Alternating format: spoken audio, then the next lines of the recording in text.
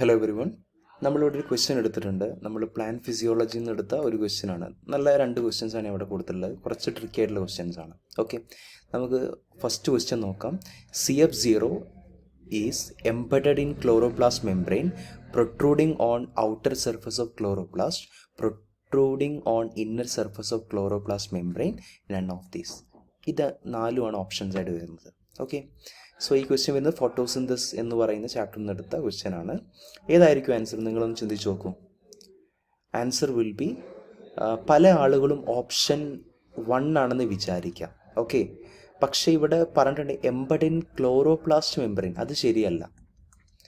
കാരണം CF0 എവിടെയാണ്? Thylakoid മെംബ്രെയിനിലാണ്, chloroplast membrane അല്ല. ക്ലോറോപ്ലാസ്റ്റ് എന്ന് പറഞ്ഞാൽ ഒരു ഓർഗനലാണ്, അതിന് ചുറ്റും ഒരു മെംബ്രെയിൻ ഉണ്ട്. പക്ഷേ ഈ ക്ലോറോപ്ലാസ്റ്റിന് ഉള്ളിലുള്ള ഒരു സ്ട്രക്ചറാണ് തൈലക്കോയിഡ്. തൈലക്കോയിഡ് കൂടിയിട്ട് എന്ത് ഫോം ചെയ്യും? ഗ്രാന ഫോം ചെയ്യും. ശരിയല്ലേ?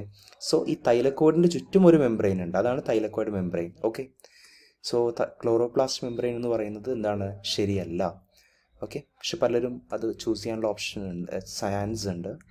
സോ ഇതുമല്ല. സോ ആൻസർ എന്തായിരിക്കും? ഓപ്ഷൻ 4 ആയിരിക്കും. ഓക്കെ, നല്ലൊരു ക്വസ്റ്റ്യൻ ആണ്. ദെൻ മറ്റൊരു ക്വസ്റ്റ്യൻ എടുക്കാം. ഒരു സ്റ്റേറ്റ്മെൻറ്റ് വൈസ് ക്വസ്റ്റ്യൻ ആണ്. സ്റ്റേറ്റ്മെൻറ്റ് എ എന്ന് പറയുന്നത് the accumulation of proton in stroma cause decrease in pH of stroma. Then another one, the accumulation of proton in lumen cause formation of potential gradient. ഇവിടെ potential gradient ഉണ്ട്.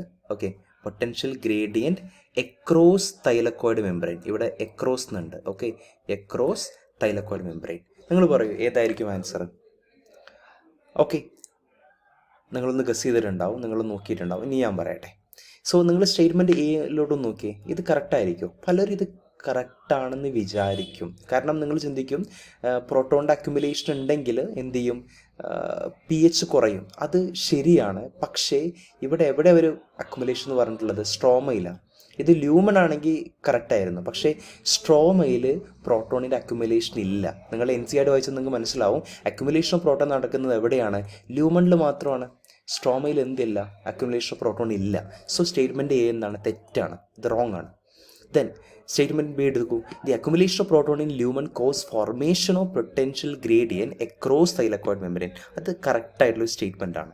കാരണം അതുവഴി നിങ്ങൾക്കറിയാം ലൂമണിൽ H+ കൂടും, സ്ട്രോമയിൽ H+ കുറയും. So അവിടെ ഒരു potential gradient difference ഉണ്ടാവും. അതാണ് ഫൈനലി ATP പ്രൊഡ്യൂസ് ചെയ്യാൻ സഹായിക്കുന്നത്. Right?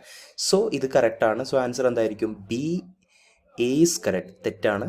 B is correct and A is incorrect. So answer will be option 2. Okay, ഇതൊക്കെ മനസ്സിലായി എന്ന് വിചാരിക്കുന്നു. ഇനി എന്തെങ്കിലും ഡൗട്ട് ഉണ്ടെങ്കിൽ നിങ്ങൾ കമൻറ്റ് സെക്ഷനിലൊന്ന് നിങ്ങൾ ഒന്ന് കമൻറ്റ് ചെയ്താൽ മതി. ഓക്കെ, ഇനി അതുപോലെ നിങ്ങൾക്ക് ഏത് ഭാഗമാണോ വേണ്ട ഈ കാര്യങ്ങളൊക്കെ നിങ്ങൾ ഒന്ന് കമൻറ്റ് ചെയ്താൽ ഞാൻ അതുമായി ബന്ധപ്പെട്ട ക്വസ്റ്റ്യൻസ് ചെയ്യുന്നതാണ്. ഓക്കെ, ഇനി സ്പെസിഫിക്കലി നിങ്ങൾക്ക് ഏതെങ്കിലും ടോപ്പിക് ആവശ്യമുണ്ടെങ്കിൽ ഡെഫിനറ്റ്ലി നിങ്ങൾ കമൻറ്റ് ചെയ്താൽ, എല്ലാവരും ആക്റ്റീവായിട്ടൊന്ന് കമൻറ്റ് ചെയ്യുകയാണെങ്കിൽ ഡെഫിനറ്റ്ലി ഞാനത് ചെയ്യുന്നതായിരിക്കും. Okay, thank you so much and all the very best for your exam. Okay, എല്ലാവരും നന്നായിട്ട് പ്രിപ്പയർ ചെയ്യുക. നിങ്ങളുടെ പ്രിപ്പറേഷൻ നടക്കട്ടെ.